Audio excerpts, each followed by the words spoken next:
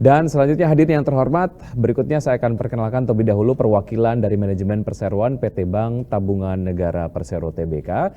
Yang pertama saya akan sapa terlebih dahulu Bapak Nixon LP Napitupulu, beliau adalah Direktur Utama BBTN. Selamat pagi Pak Nixon. Selamat pagi, Mas. Baik, terima kasih sudah bergabung bersama kami. Sehat selalu Pak Nixon. Kemudian saya akan sapa Bapak Nofri Roni Putra, beliau adalah Direktur Finance BBTN. Apa kabar Pak Nofri? Baik, terima kasih. Selamat pagi, Mas Wiki. Baik, terima kasih. Selamat pagi dan sehat selalu. Kemudian juga sudah bergabung pada kesempatan kali ini Bapak Winang Budoyo, beliau adalah Head of Investor Relations BBTN. Apa kabar Pak Winang? Terima kasih sudah bergabung. Baik, dan tentu saja untuk peserta yang sudah bergabung selama acara berlangsung, jika ada pertanyaan kami persilahkan kepada Anda untuk dapat menyampaikan pertanyaan melalui fitur Q&A yang tersedia di layar Zoom. Yang selanjutnya pertanyaan-pertanyaan yang akan Anda sampaikan kami akan bacakan pada sesi tanya jawab setelah pemaparan dari perseroan. Dan langsung saja kita akan menyaksikan pemaparan dari perseroan. Kepada Bapak-Bapak kami persilakan. Oke. Terima kasih Mas Wiki, Bapak Ibu yang kami hormati yang hadir pada acara Public Expose Live tahun 2023. Ini kali ke beberapa kita lakukan secara daring ya. Terima kasih sekali lagi buat teman-teman bursa penyelenggara acara ini. Kita sebenarnya setiap tahun, mungkin kecuali di COVID pernah ya, kita selalu hadir di acara ini. Dan terima kasih konsisten kami hadir di acara Public Expose ini.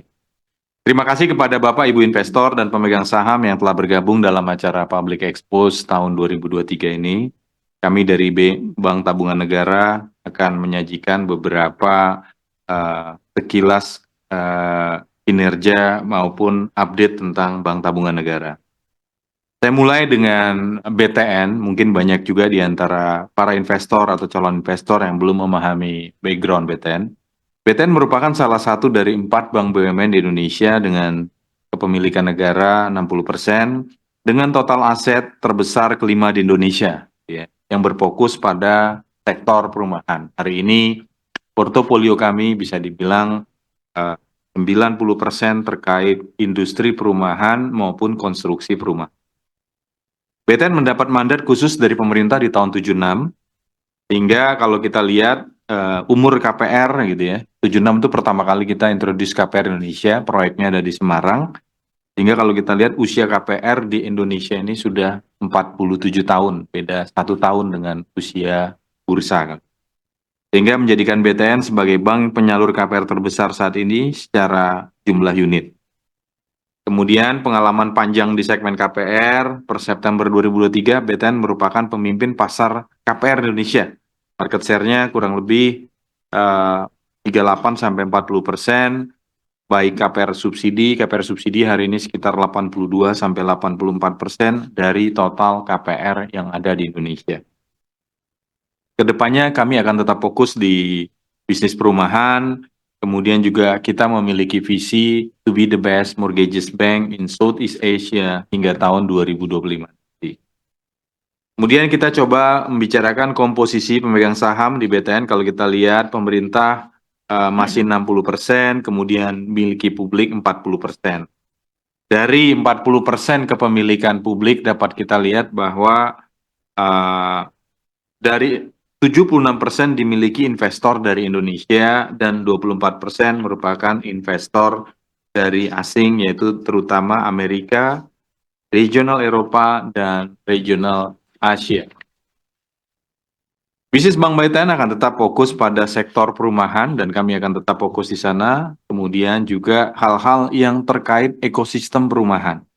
Karena sektor perumahan masih tetap menjadi sektor dengan potensi pertumbuhan yang cukup tinggi, seiring dengan meningkatnya permintaan dari jumlah backlog nasional.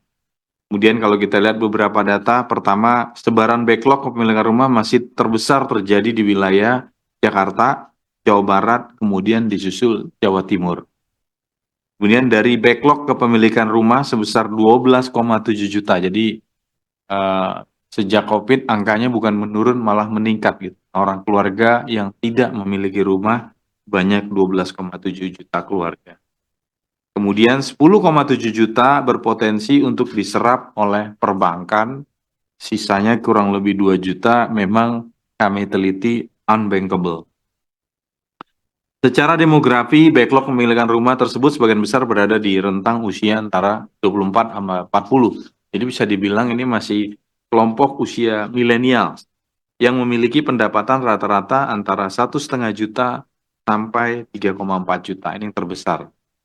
Kemudian tantangan lainnya adalah kalau kita lihat Indonesia merupakan negara dengan rasio KPR per PDB itu masih paling kecil di ASEAN 3%. Kita bandingkan dengan Filipina aja kita masih lebih kecil gitu ya. Filipina 3,8, kita 3,0. Kalau bandingin sama Singapura ya udah jauh banget lah. Mereka 44,8%, kita masih 3%. Sehingga memang penetration rate KPR Indonesia angkanya masih jauh, potensinya besar sekali. Jumlah potensi yang masih sangat besar ini menjadi salah satu perhatian utama BTN dalam menangkap demand di sektor properti dan juga menjadi salah satu pendorong pertumbuhan bisnis. Jadi kalau kita tahu kan rumah itu kebutuhan pokok, jadi pembiayaan kebutuhan pokok itu akan terus sustain, akan terus ada. Ya selama manusia masih tinggal di rumah. Kemudian di sisa tahun 2023 dan 2024 mendatang, BTN tetap optimis dan terus mencatatkan kinerja keuangan yang baik seiring dengan adanya beberapa regulasi baru yang terbit di tahun 2023. Dari sektor perumahan kalau kita lihat pemerintah baru melakukan penyesuaian terbaru dari harga rumah subsidi di tahun, nah ini menarik, yang diputus 2 tahun, 23 dan 24. 23 naik 7%, 24 naik lagi 3%, on top of 7% tadi, yang akan berlaku per 1 Januari 2024. Selain itu pemerintah juga mengeluarkan beberapa kebijakan relaksasi seperti kebijakan PPN DTP di sektor properti untuk pembelian rumah dengan harga sampai dengan 5 miliar. Dengan insentif sebesar 100% untuk dasar pengenaan PPN DTP maksimal sampai harga rumah 2 miliar rupiah. Maka kalau kita lihat di tahun 2024 akan juga 50% dari mulai periode Juli sampai Desember 2024. Kemudian masih ada juga terdapat bantuan biaya administrasi. Jadi ini bagus sekali ya, PPN-nya hilang, kemudian ada bantuan biaya administrasi, kemudian juga sebenarnya masih ada bantuan uang muka. Ini udah jalan, boom gitu ya. Nah ini ada lagi BBA. BBA ini terutama kan biasanya yang paling mahal tuh biaya balik nama, admin, dan sebagainya. Kebijakan ini diberikan 4 juta rupiah pada KPR subsidi dengan maksimal harga KPR-nya 350 juta, harga rumahnya 350 juta dari November 23 sampai Desember 24. Kebijakan terkait perumahan ini tentunya dapat memberikan stimulus yang baik untuk peningkatan sektor properti sehingga di ujung-ujungnya akan mendorong peningkatan pertumbuhan ekonomi nasional. Selain itu masih ada juga yang terkait perumahan yang dikeluarkan Bank Indonesia yang dikaitkan dengan GWM. Jadi kalau kita lihat insentif GWM dan rasio PLM diharapkan dapat memberikan tambahan likuiditas kepada BTN yang nantinya dapat digunakan untuk nyalurin kredit perumahan lagi. Kalau kita lihat juga ada POJK baru yaitu tentang spin-off UUS BTN yang akan mengikuti peraturan tersebut. Saat ini kami sedang dalam proses untuk mereview beberapa nama yang kami akan menjadikan targeted untuk kami akuisisi di tahun 2024. Kemudian merespon ketidakpastian global serta era suku bunga yang tinggi di sepanjang tahun 2023, BTN menghadapi beberapa tantangan dan juga peluang. Yang pertama, hingga September 2023 telah terjadi kenaikan BI 7 Days Reverse Repo sejak kenaikan pertama kali dari Agustus 22 memberikan tekanan pada beban bunga. Per September 23 kalau kita lihat beban bunga kita tumbuh 44%, sebenarnya masih jauh lebih bagus dibanding pertumbuhan kenaikan BI 7 Days Reverse Repo yang naiknya sampai 64%. Artinya kami masih bisa menahan tidak langsung 100% sama dengan kenaikan market. Selain itu kenaikan suku bunga acuan, likuiditas perbankan sepanjang tahun 23 juga cukup ketat, terutama dengan diluncurkannya operasi pasar terbuka yaitu yang kita sebut SRBI, SPBI, dan SUPBI. Akibat ketatnya likuiditas terjadi peningkatan cost of fund yang menyebabkan sedikit penurunan NIM. Tapi at the other side sebenarnya juga memberikan instrumen positif bagi Bank Tabungan Negara karena kita masih memiliki kurang lebih antara 56 sampai 60% KPR subsidi yang kita sebut KPR subsidi selisih bunga yang bunga acuannya mengikuti BI 12 months reverse repo. Di sisi lain, BTN terus berupaya menjawab tantangan tersebut dengan mempertahankan kinerja yang kuat dan mengembangkan lini bisnis lainnya. Kalau kita lihat September 23, kredit pembiayaan kembali tumbuh sebesar 9,3% dan kami masih yakin akhir tahun akan tumbuh double digit. Sejalan dengan guidance 2023 akan terus ditingkatkan untuk terutama sekali kami fokuskan ke high yield credit. Pada September 23, fee-based income mengalami kenaikan yang cukup besar. Nih mudah-mudahan pertumbuhan fee-based terbesar di market nih, 67,3% dari porsi fee-based. Nah, kalau kita lihat juga ada rasio di kami namanya porsi fee-based income terhadap total pendapatan hari ini 10,2%, jauh meningkat ketika kita ukur sejak 2019 hanya 7,6%. Jadi BTN makin mengarah pertumbuhan bisnisnya didorong revenue-nya, porsi fee-based-nya makin naik. Jadi kita harapkan nanti 5 tahun ke depan BTN porsi fee-based-nya bisa mencapai 15-20% dari total revenue.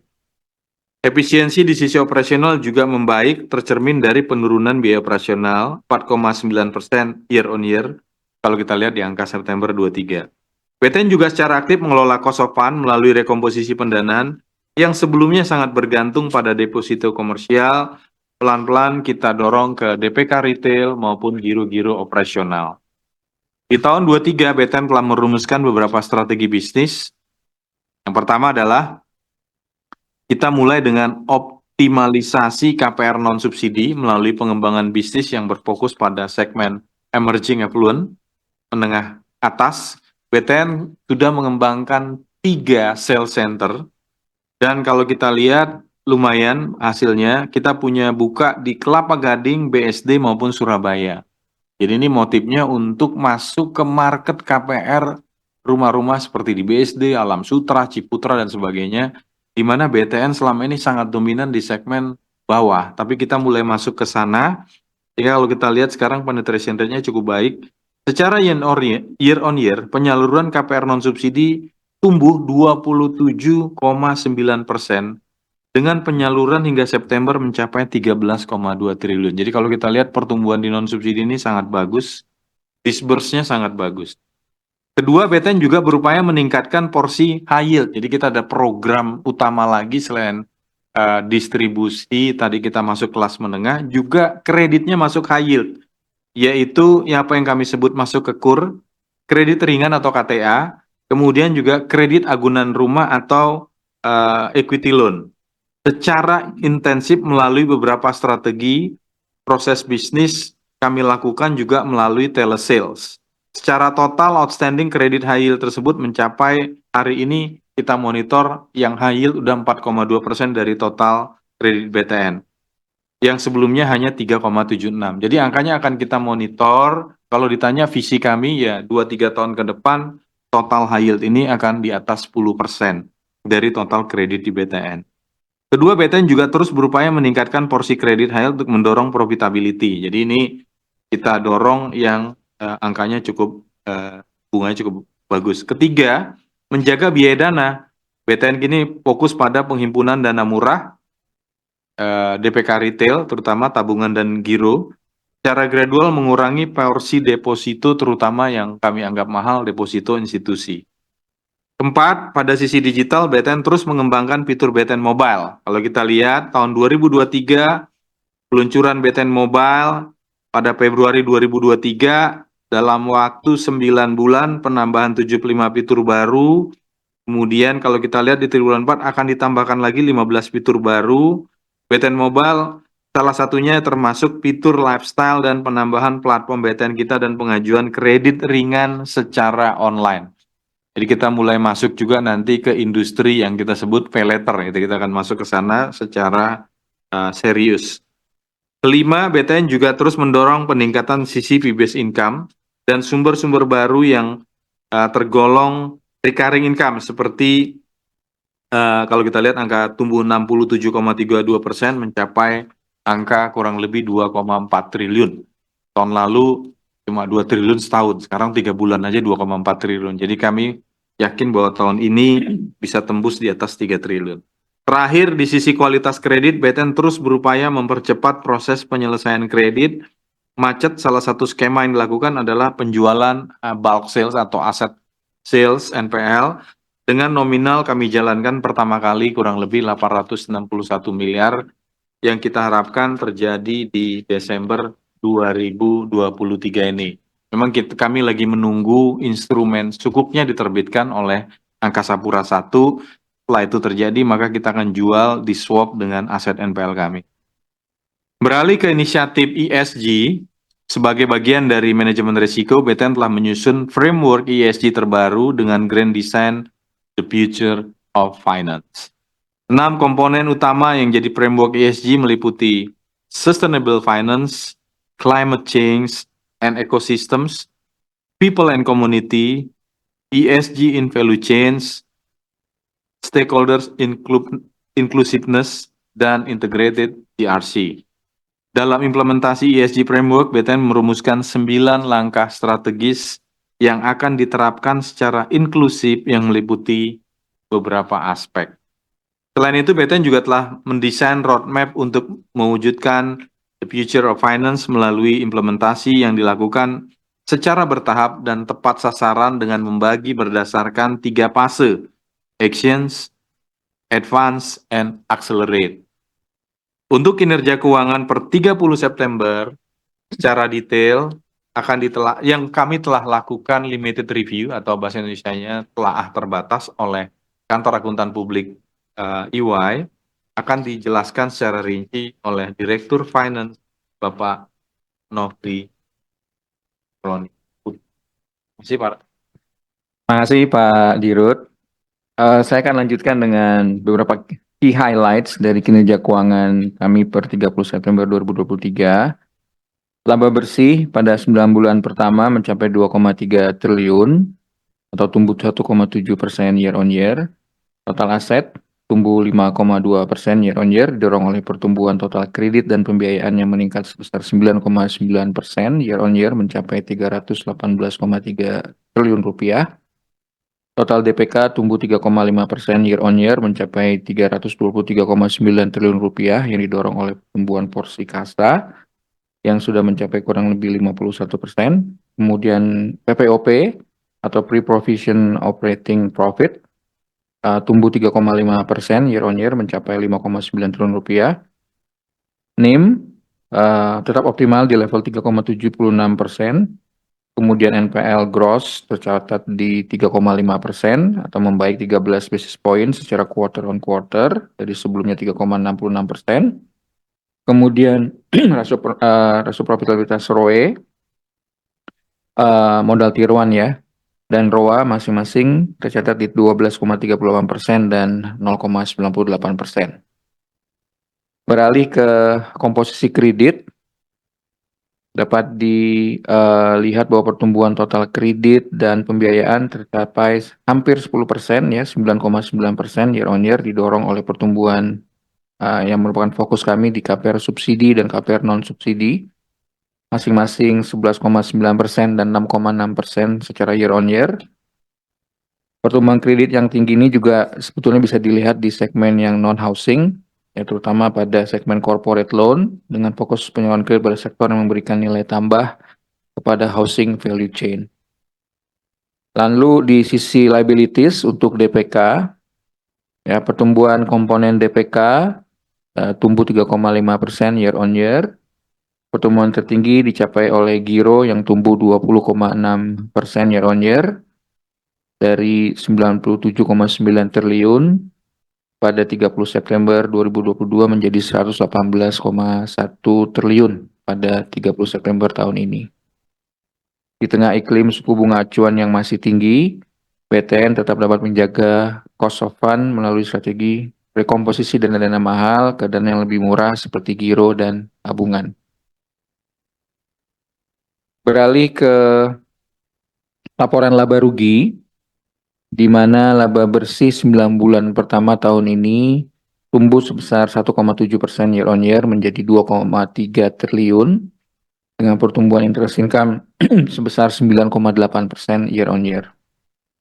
Seperti kita ketahui semua, terjadi kenaikan beban bunga hingga September 2023 sebesar 43,9%, seiring dengan kenaikan tingkat bunga acuan. Namun kenaikan beban bunga ini masih terkendali dengan strategi repricing dan dana mahal yang terus kami lakukan sampai dengan saat ini. Beban operasional lainnya turun sebesar 10,9%, didorong oleh efisiensi operasional dan bisnis yang dilakukan sejak awal tahun. Sebagai guidance hingga akhir tahun dan berdasarkan realisasi pencapaian di 9 bulan, jadi kami coba buat guidance-nya ya teman-teman. Untuk kredit kami prediksikan akan tumbuh 10-11%, jadi double digit ya. Tetap didorong oleh pertumbuhan KPR baik subsidi maupun non subsidi dan realisasi dari kredit high yield. Kemudian DPK kami targetkan tumbuh 5-7% ya, di bawah pertumbuhan kredit, namun ini tetap akan cukup untuk membiayai pertumbuhan bisnis dan juga menjaga seluruh rasio-rasio likuiditas. Ya, laba bersih ditargetkan tumbuh 8%, ya, kurang lebih sekitar 3,2 triliun. Kami cukup optimis untuk dapat capai. Kemudian cost of credit di 1,2-1,4%, ya, relatif stabil dibandingkan dengan tahun lalu yang 1,44%. Lalu NPL gross kami expect akan berada di bawah 3,5%, ya, di sekitaran 3,3% targetnya.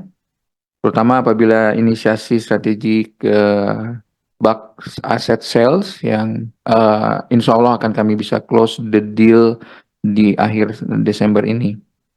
Dan tentunya akan ada klaim asuransi dari FJ yang insya Allah akan kami terima juga di bulan ini atau di bulan depan.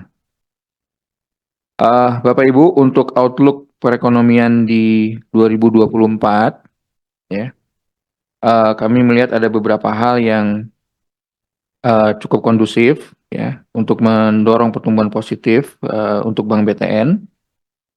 Yang pertama adalah potensi penurunan bunga acuan ya BI 7 days reverse repo rate ya, karena memang sepanjang tahun lalu kita lihat sudah naik cukup tinggi 250 basis points, dan ini juga kami perhatikan kondisi di Amerika juga sudah semakin membaik, tingkat inflasi sudah hampir menuju targetnya di sekitaran 2% gitu ya. Dan banyak yang bilang ini sudah pada level yang paling tinggi, jadi akan masuk ke periode pause dulu, mungkin beberapa bulan, ya, kemudian akan segera turun, insya Allah menjelang semester 2 di tahun depan. Ya. Kemudian insentif GWM yang baru berlaku di 1 Oktober dengan maksimal insentif 4% dari sebelumnya 2,8%, ini juga akan membuat likuiditas perbankan akan semakin longgar, dan tentunya tekanan terhadap bunga DPK yang tinggi juga akan semakin menurun. Kemudian di bulan ini sudah ada insentif PPN yang ditanggung pemerintah ya untuk harga rumah sampai 5 miliar. Ya, lalu ada katalis lagi dari kenaikan harga rumah subsidi yang telah naik rata-rata sebesar 7% di tahun 2023 dan naik lagi nanti di 3% di tahun 2024. Ini tentunya akan membuat rantai supply untuk perumahan akan semakin bagus, dan ini tentunya juga akan mendorong pertumbuhan kredit untuk Bank BTN dan pada akhirnya akan meningkatkan pendapatan bunga, NIM, dan PPOP serta bottom line BTN. Nah, jadi dengan adanya seluruh katalis positif ini, kami memandang tahun 2024 dengan lebih optimis ya untuk mencapai seluruh target. Demikian yang dapat kami sampaikan. Untuk selanjutnya kami serahkan kembali ke moderator. Terima kasih dari BTN. Baik, terima kasih kepada perwakilan perseroan atas pemaparan yang telah diberikan dan saat ini kita akan segera memasuki sesi tanya jawab. Sudah beberapa pertanyaan yang sudah masuk, saya akan bacakan yang pertama. Ini pertanyaan yang datangnya dari Daniel Sunjaya. Pada tahun 2024 diharapkan BI rate acuan akan turun. Apakah hal ini akan berdampak positif terhadap BBTN mengingat bisnis fokus pada sektor perumahan? Silakan Bapak-bapak. Oke, terima kasih Pak. Biasanya bank seperti Bank Tabungan Negara yang fokus pada consumer banking, kalau bunga turun itu kita happy banget. Itu kayak orang lari maraton ketemu turunan. Itu biasanya dapat napas tambahan gitu ya. Biasanya laba kita akan meningkat kalau tren suku bunga turun ya. Karena DPK yang pertama sekali ke refresh kan adalah DPK. Kemudian kalau bunga naik, memang biasanya NIM-nya agak sedikit tertekan karena memang nggak bisa seketika naikkan suku bunga KPR ke consumer karena akan berdampak pada kenaikan kolektibilitas 2 atau NPL. Biasanya itu yang kita jagain. Jadi mempertimbangkan quality biasanya. Nah kalau turun, ya udah pasti pasokan turun duluan, biasa seperti itu. Nah ini yang dan selama kenaikan suku bunga ini kita berupaya KPR itu nggak kita naikkan. Jadi kita bertahan tidak menaikkan sehingga complaints dari masyarakat akibat dari situasi kenaikan bunga kalau kita lihat tahun ini jauh lebih sedikit lah ya, hampir nggak ada. Ini yang dirasakan masyarakat gitu ya. Saya selalu bilang bahwa kita masih kuat untuk tidak naikkan suku bunga kredit. Kebetulan juga memang secara recurring kita udah mulai bisa naikkan fee-based income untuk mengimbangi penurunan NIM ini. Dan memang kalau ditanya apakah fee-based income ini sekali aja, jawabnya enggak. Ya, jawabnya kita memang recurring. Terutama penjualan rumah-rumah NPL itu naik, recovery. Kemudian dari transaksi treasury di bond yang marketnya bulan ini mulai membaik lagi gitu ya. Nah kita juga punya mesin fee-based ke depan yang kelihatannya sudah sangat menjanjikan. Digital tahun depan udah kita harapkan bisa 200 miliar setahun. Kemudian di area wealth juga udah bisa mendekati fee-based di digital. Jadi kita punya 4-5 mesin untuk menghasilkan fee-based untuk mengimbangi penurunan NIM tahun ini. Tapi kalau begitu suku bunga turun, fee-based-nya naik, NIM-nya naik, ya udah pasti labanya juga naik. Itu yang pasti akan terjadi. Makasih, mudah-mudahan jawab. Mungkin Pak Nofri bisa tambahin. Baik, makasih Pak Dirut. Mungkin tambahan ya, kalau kita coba buat hitungan secara sensitivitas gitu ya, setiap penurunan atau pergerakan bunga acuan, ya jadi kalau tahun depan bunga acuan turun 25 basis points, maka dampaknya ke NIM kami kurang lebih akan naik sekitar 5 basis points. Gitu ya. Dan NIM ini salah satu engine utama gitu ya. Samping tadi disampaikan Pak Dirut juga dari sisi fee-based income ya, yang akan mendorong peningkatan dari PPOP kami. Dan di sisi lain juga tadi sudah kami sampaikan bahwa seluruh inisiasi kami untuk melakukan efisiensi dan melakukan perubahan proses bisnis di mana banyak hal yang terkait dengan aktivitas operasional kami tarik atau sentralisasi ke kantor pusat, itu menyebabkan BOPO kami menjadi lebih bagus, dan ini tentunya juga akan semakin baik terhadap bottom line. Dan not to mention juga seluruh aktivitas kami untuk lebih meningkatkan strategi collections ya, sehingga akan membuat kami lebih baik lagi dalam melakukan strategi provisioning. Ya, mungkin itu tambahannya. Terima kasih. Baik, terima kasih atas jawaban yang sudah disampaikan. Berikutnya pertanyaan kedua datang dari Bapak Robert Ompu Sunggu. Kinerja BBTN sampai dengan kuartal 3 tahun 2023 di bawah ekspektasi. Pencapaian laba sampai dengan kuartal 3 tahun 2023 tumbuh hanya 1,67% dari target 8%. Realnya pertumbuhan laba tersebut mengakibatkan harga saham saat ini turun dibandingkan dengan tahun 2022. Seberapa yakin manajemen dapat mencapai target laba di tahun 2023 tumbuh 8%, dan ini ada juga pertanyaan tambahan terkait dengan dividen payout. Mungkin Silakan Bapak jawabannya disampaikan.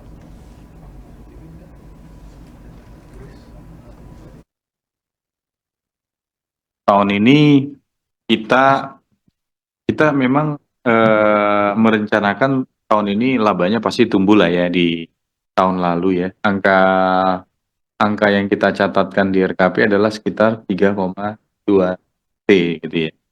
Kami masih optimis sampai hari ini.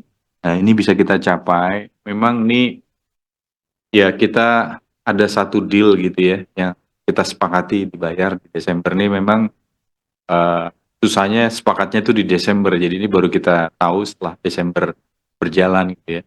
Yaitu pembayaran asuransi oleh pihak Jiwasraya atas asuransi kredit di masa lalu yang udah lama banget sebenarnya.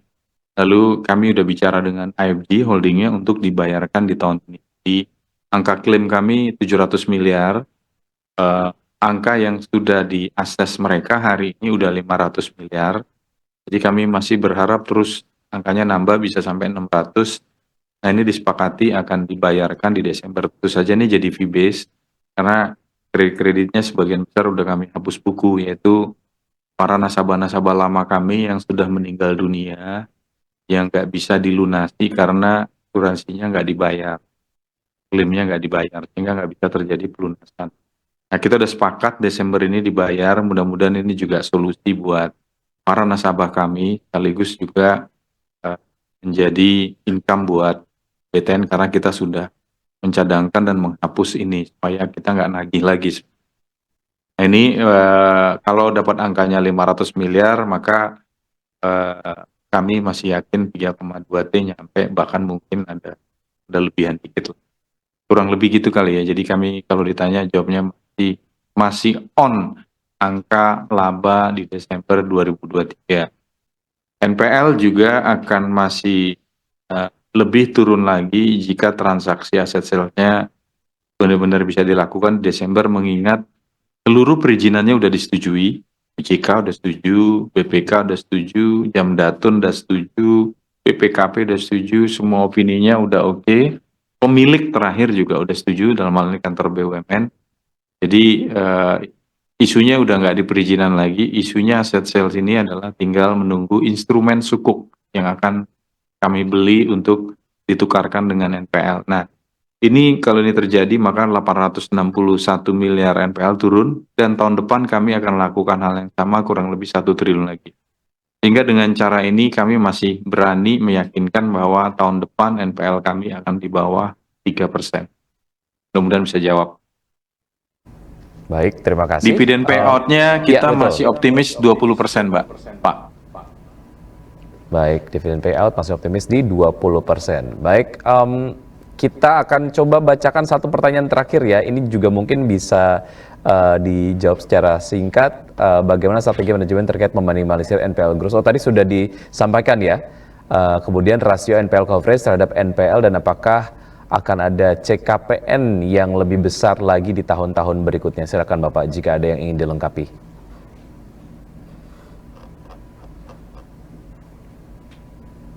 Ya, penambahan CKPN kalau dibilang hari ini ya, saya selalu bilang bahwa kredit-kredit masa lalu yang bermasalah itu perlahan-lahan sudah kami selesaikan dan sudah kami penuhi CKPN. Tahun ini mungkin angkanya, tahun depan mungkin adalah angka sisa yang terakhir. Setelah itu pasti kami yakin di 2025 ke atas sisa masa lalu kredit-kredit besar yang sebelum 2019 dapat dipastikan sudah kami selesaikan dan kami penuhi, CKP-nya melebihi ketentuan. Nah, itu yang akan kami lakukan. Tapi kalau ditanya apakah kami masih akan menambahkan CKPN? Iya, tahun depan kami masih mencanangkan cost of credit itu 1,3%. 2025 baru mulai turun ke 1,1%. Jadi memang strateginya seperti itu, nggak dulu kami turunkan karena kami masih ingin mencapai pencadangan yang benar-benar kami rasa aman dan optimal. Gitu ya. Asset sales juga membantu NPL amount-nya turun lebih cepat. Sehingga pencadangan CKPN-nya coverage-nya akan jauh meningkat, tapi at the other side kami juga akan lebih hati-hati akan menambahkan ke beberapa NPL di area consumer mungkin gitu ya. Jadi sampai tahun depan. Tapi setelah itu cost of credit turun ke 1,1. Tahun depan masih sama 1,2, 1,3, 25, tahun 25 baru turun ke 1,1. Dulunya bahkan pernah cuma 0,7 gitu sebenarnya. Karena memang nih dia dulu asumsinya bahwa bank ini bank yang menyalurkan KPR ada agunan rumah. Beda dengan bank-bank lain yang menyalurkan KUR atau menyalurkan kredit-kredit tanpa agunan. Nah, karena tanpa agunan cost of credit kita memang lebih kecil, tapi 1,2 sampai 1,3 bahkan pernah kita canangkan 1,4, maka angka ini sebenarnya paling tinggi sepanjang sejarah BTN. Tapi di 2025 pasti kita turunkan ke 1,1. Coverage kita tahun 24 kita harapkan di sekitar 155 sampai 158%. Kurang lebih seperti itu Bapak Ibu, mudah-mudahan bisa jawab. Baik, terima kasih atas pertanyaan dan juga jawaban yang sudah disampaikan di sesi Q&A. Demikianlah sesi tanya jawab Public Expose PT Bank Tabungan Negara Persero Tbk. Karena keterbatasan waktu, kami mohon maaf atas pertanyaan yang belum terjawab, dan apabila terdapat pertanyaan lebih lanjut dapat menghubungi Investor Relation atau unit terkait dari PT Bank Tabungan Negara Persero Tbk melalui portal komunikasi yang dimiliki oleh Perseroan. Dan sebelum kami tutup, kami akan silakan kepada Bapak-Bapak untuk memberikan closing statement. Waktu dan tempat saya silakan. Ya, ini saatnya beli BBTN menurut saya ya, to the point aja. Karena tren bunga pasti tahun depan semester kedua akan turun gitu ya. Dan menurut saya Indonesia tetap membutuhkan rumah karena 12,7 juta keluarga belum memiliki rumah. Belum pernikahan baru ada 800.000 sampai 1 juta pasangan baru setiap tahun. Jadi itu juga selalu butuh rumah. Sehingga ini merupakan pembiayaan kebutuhan pokok yang pasti akan terus ada, sustain. Kemudian ketiga, kita juga udah menaikkan strategi high yield, tahun depan pasti yield kami naik. Kemudian fee-based income ratio trennya terus tumbuh sangat baik, yang akan kami pertahankan sehingga dapat dikatakan bahwa financially akhir tahun kita bisa capai RKP, namun tahun depan akan tumbuh jauh lebih bagus lagi. Itu yang bisa kami sampaikan di closing statement hari. Terima kasih.